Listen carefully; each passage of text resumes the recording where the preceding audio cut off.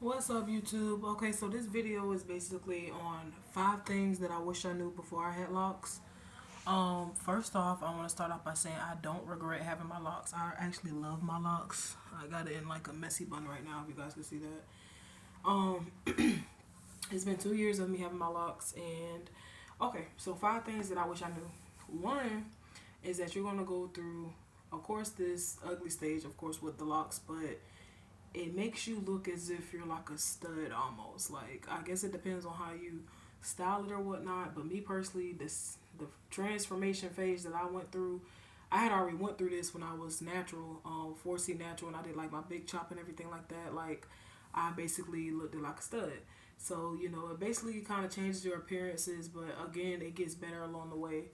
Um, so yeah, one, you basically, you start looking a little different, and it makes you start questioning, like, dang, should I really still continue the process or whatnot? But I feel like, if you continue to stick it out, you'll start seeing like the different growths of it and everything like that.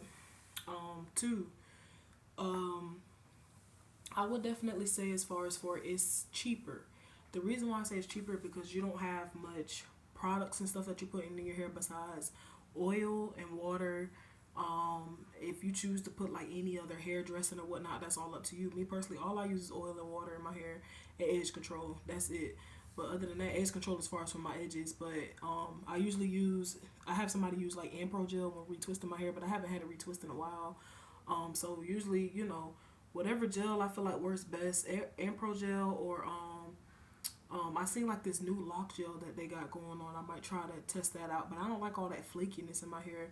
Ampro gel is good and all, but I'm really trying to see something different because I started off my locks with Ampro gel, but at the same time, it does leave a heavy residue afterwards, like that brown residue. So I would like to try something different.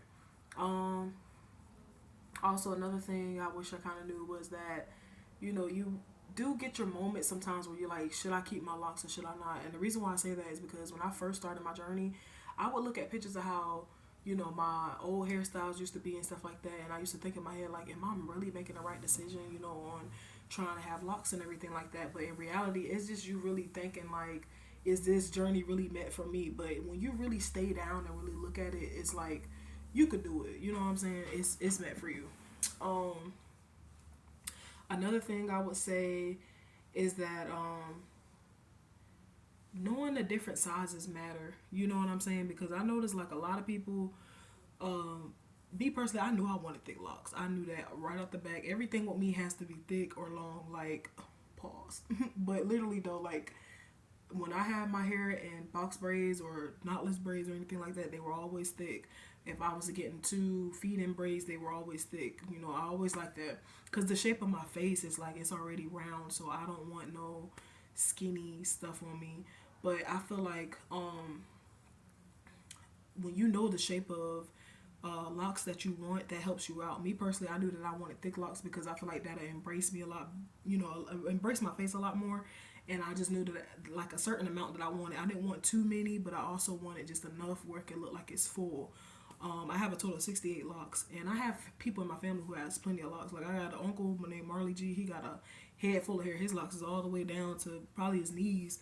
And then I got a cousin named Trey. He has locks as well too. So I kind of already knew like, I didn't want too many, and I didn't want to have too less. And my brother Jamal, he had locks too, but he had his was skinny. And I noticed when you get them too skinny, they start to pop off. So I didn't want to go through that. The last thing I would say is that just be patient. Like, a lot of people want to rush the process when it comes to locks. Like, don't believe what everybody says and stuff like that. And, just try to see what works out best for you because at the end of the day, everybody's journey is different when it comes to locks. So, just try to just work it out for the best. But, yeah, I'm trying to build my content more up on this channel. So, hopefully that'll be good.